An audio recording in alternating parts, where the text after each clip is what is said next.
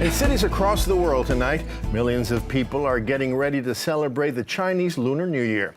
According to the Chinese animal zodiac cycle, February marks the start of the Year of the Dog, the sign symbolizing loyalty and honesty. Here in the New York region, home to one of the largest Chinese American communities in the country, the Lunar New Year, also known as the Spring Festival, is a special time, kicking off 2 weeks of family gatherings and the observance of many cultural traditions. The annual parade in Manhattan's Chinatown is one of the biggest in the world, and significant celebrations are also held in Queens, Brooklyn, Long Island, and New Jersey. In 2015, under pressure from local and state officials, Mayor Bill de Blasio made the Lunar New Year an official holiday of the New York City public school calendar, allowing kids to celebrate with their families without missing school. And joining us now to talk about what we can expect during this Lunar New Year is Nancy Yao Masbach. She is the president of the Museum of Chinese in America, or MoCA, which is located in downtown Manhattan. Nancy, welcome to the program. Thank you so much. I'm so glad that we're talking about this. Yeah, it's great. But first of all, for those of us who may not be so familiar, what is the Lunar New Year?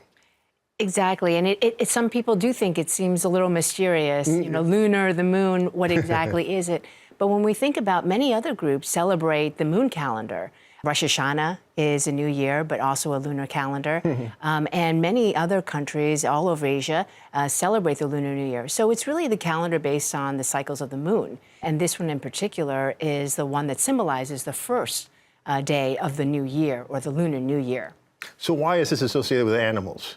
That's a tradition created and started in the Chinese culture many thousands of years ago, and there are 12 zodiac symbols. Actually, 11 of them are animals, and one of them is a mythical character, the dragon. And each one, somewhat similarly to the horoscope system in the United States, has characteristics and personality traits.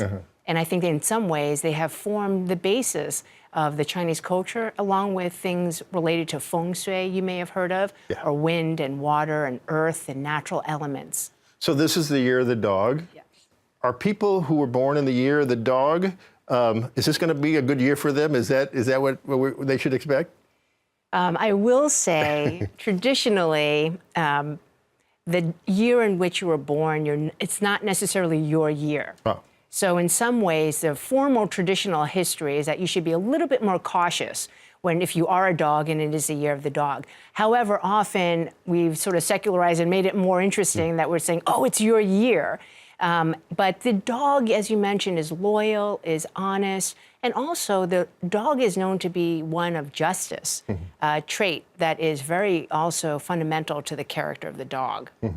So if people want to participate in the celebrations that are going to be happening, where should they go? What should they do? You know, as you mentioned, there are now 8 Chinatowns all over New York City. And as well as in New Jersey and in Connecticut, we see many, many parades popping up. And schools in Connecticut have also begun to make it a public school holiday. So I think that that's fascinating. But in New York City proper, first stop has to be the Museum of Chinese in America down on Center Street. We have 8 weeks of Lunar New Year celebrations. We're halfway through, really trying to create elements not only of the Chinese traditional celebrations, but also the Chinese American traditions, which have evolved. And there's a parade in Chinatown, Lunar Year festivals in museums and institutions. Actually, the Metropolitan Museum has an event. The MoMA has an event. Certainly, we have one on February 17th, and many, many parades. You'll also see lion dances up and down in front of shops, because it is good luck for the lion dance to come and, beg favor with the shop owners. So even though it may not be the formal parade, you may see them pop up all over Chinatown. Okay, we got 90 seconds. I just have to say the food plays a big part of this. I know because my wife is from China. This is the best part of the Lunar New Year for me.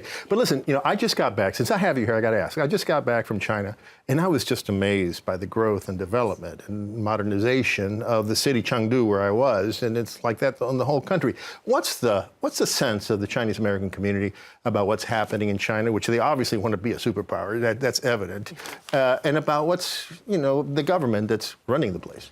I will say there isn't one viewpoint. Because there have been 4 waves of immigration from the Chinese diaspora over the last 150 years, and if you think about China's development over the last 80 years, there's been such change and evolution and political regime change. Yeah. So the connection with the immigrants in the U.S. is not always connected with mainland PRC China, but they may be from Taiwan or Hong Kong or from the Southeast Asia diaspora or from Africa or from Europe. Oh. So I think it's not one homogenous, uniform thought regarding how China's coming into a superpower status. I will say the last 30 years of immigrants more connected with the PRC will definitely have nationalistic pride around China's growth. Okay, and tell us once again about your museum. What happens there when it's not Lunar New Year? What can we see there? And the Museum of Chinese in America, if you want to see good porcelain, I suggest the Metropolitan Museum. But MoCA is about the Chinese immigration story, and so fundamental to the immigrant story in the United States because the first legislation against a group of people was the Chinese Exclusion Act of 1882. So that history and how it passed over 80 years, and then 1965 with the Immigration Nationality Act, that is the history and the anecdotal information and the collections and the research around a very fundamental core to the making of this country. Yeah. Well, I've been there and I highly recommend it. It's a great place. Nancy, thank you so much for joining us today. Thank you so much. Yeah. Okay.